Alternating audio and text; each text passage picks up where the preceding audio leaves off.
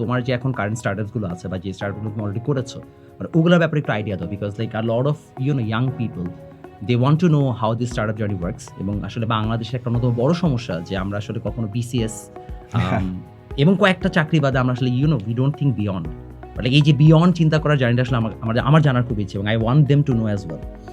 হ্যাঁ, তো আসলে ইকোসিস্টেমটা একটু ম্যাটার করে। অবভিয়াসলি সিলিকন ভ্যালিতে আমি ছিলাম 4 বছর, তো আমার জন্য অনেক সহজ ছিল, তো আমি ওই প্রিভিলেজটা মাথায় রাখতে চাই। কিন্তু আসলে আমি গ্র্যাজুয়েট করার সময় জানতাম যে আমি স্টার্ট আপ করতে চাই, নতুন কিছু বানাতে চাই, উদ্ভাবন করতে চাই, তো এটা আমার মিশন ছিল এবং আমি এই মিশনটা থেকে সরতে চাইনি।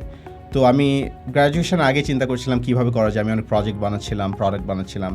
তো তারপরে আমার ফার্স্ট কোম্পানি দিলাম স্টোরি ইঞ্জিন, যেটা এআই অ্যানিমেশন নিয়ে। তো মিড জার্নি যেরকম আমরা মিড জার্নি করি খুব স্পেসিফিকলি কমিক আর্টিস্ট এবং অ্যানিমেটারদের জন্য।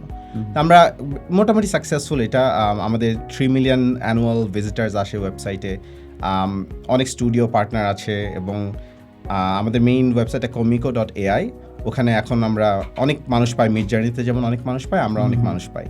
তো ওটার জন্য আমরা $4 মিলিয়ন রেজ করেছিলাম অ্যান্ড্রিসন হরোউইটস থেকে, যারা কিন্তু ফেসবুক, উবার এদেরও ব্যাক করেছে। তো আমেরিকার লাইক টপ 1-2 ইনভেস্টারের মধ্যে।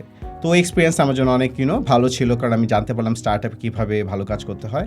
এবং তারপর আমি চিন্তা করেছিলাম আসলে আমি আমার মনের কাছে কিছু করতে চাই। যেমন আমি ইন্টারন্যাশনাল স্টুডেন্ট ছিলাম, বাইরে পড়া কিংবা স্টাডি অ্যাব্রড আমার জীবন কমপ্লিটলি চেঞ্জ করে দিয়েছে এবং এই প্রিভিলেজটা আমি চাচ্ছিলাম আরও মানুষের মধ্যে দিতে।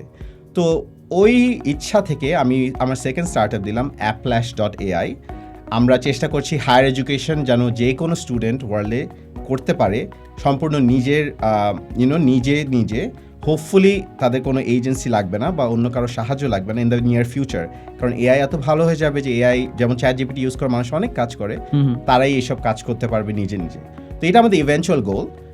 এবং এটার জন্য আমরা চেষ্টা করছি হায়ার এডুকেশনে অ্যাক্সেস বাড়ানোর জন্য যেই সব টেকনোলজি ব্যবহার করা যায়, টুল ব্যবহার করা যায়, সেটা বিল্ড করতে।